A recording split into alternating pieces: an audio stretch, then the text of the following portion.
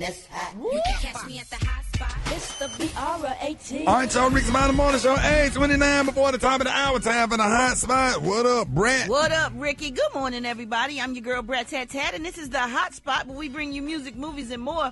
So let's get off into it. Well, y'all, Jimmy Kimmel is live, and he is speaking out. He is indeed back. In his first show last night, Jimmy thanked the people who supported and called out those who wanted his show to be canceled. Check this out. The President of the United States made it very clear he wants to see me and the hundreds of people who work here fired from our jobs. Our leader celebrates Americans losing their livelihoods because he can't take a joke.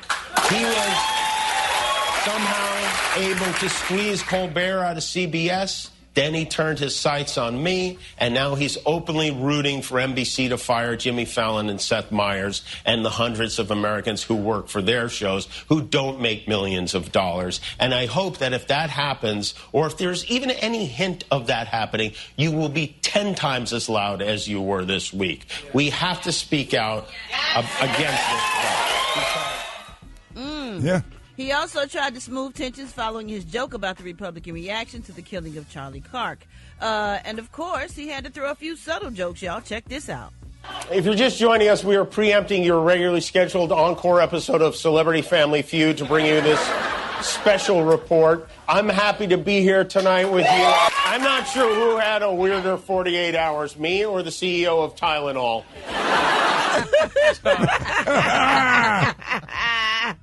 Oh, my goodness. All right, y'all, moving on. Mike Epps recently joined Casanat on his Mafia-thon live stream, which is a non-stop month-long stream. And Mike shared a story about the time he went as far as to hire a private investigator to confront a hater on his Instagram. This is pretty funny, y'all. Check this out. When I first got on Instagram, one mother get on there and said, you ain't or say some personal man, let me tell you what I did. I went on, this is the first time I got on Instagram. I went on the mother DM and I cussed it. I said, where you at? Mother, you talking all this shit? What city you in? And he was talking blah, blah, blah, blah, blah, blah, blah, blah, blah. And I hired a mother private investigator. And they found out what a mother was. It was a 12-year-old little white boy in Pennsylvania. Talking to me. No. I thought it was a nigga from Philly.